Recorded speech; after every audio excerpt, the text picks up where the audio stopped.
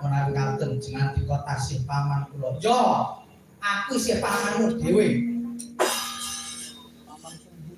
Kula mumpung kowe isih ana negara ngalem kok ngene. Ayo. Kowe tak kanthi sugya ana negara ngalem kok. Napa ngraketake kabangan antarane basa muka karo anggota. Ayo. Tak ajak tembul bujana Ndrawina nggih. Nggih.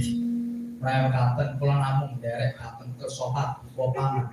Pandrasta kula wonten tinimbalan ingkang dawuh. Cawesna unjukan kang nirasa kangge jaya anggota. Ngestaken dawuh. Oh.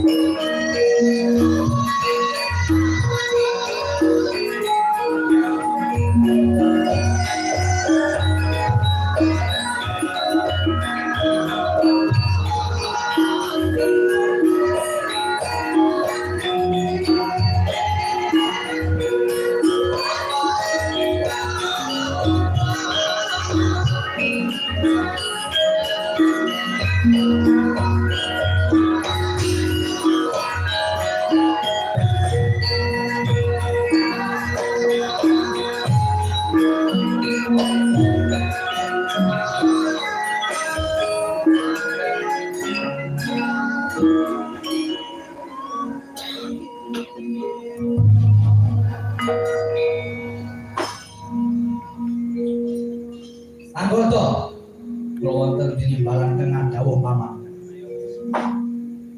Iki wis tak samatake unjukan kang mirasa minangka tandha pakurmatan kanggo kowe anggota.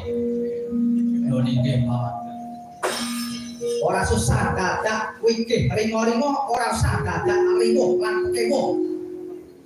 Iki kabeh wis cuma wis kanggo kowe nggih. Nggih paman. Pandrasta kula wonten tinimbalan kena dawuh.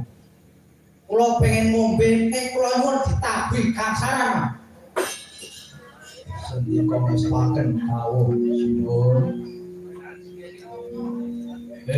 Kanca-kanca yoga. Rumakna ya kanca yoga.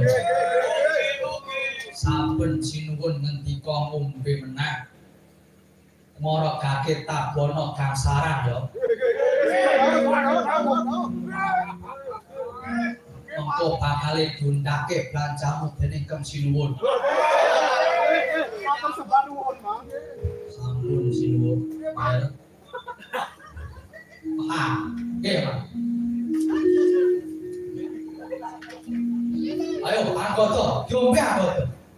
Yen kowe sih arimuh pekewo tak wiwiti bisa ya anggota. Nuwun nggih, paman. Ayo diombe bebarengan.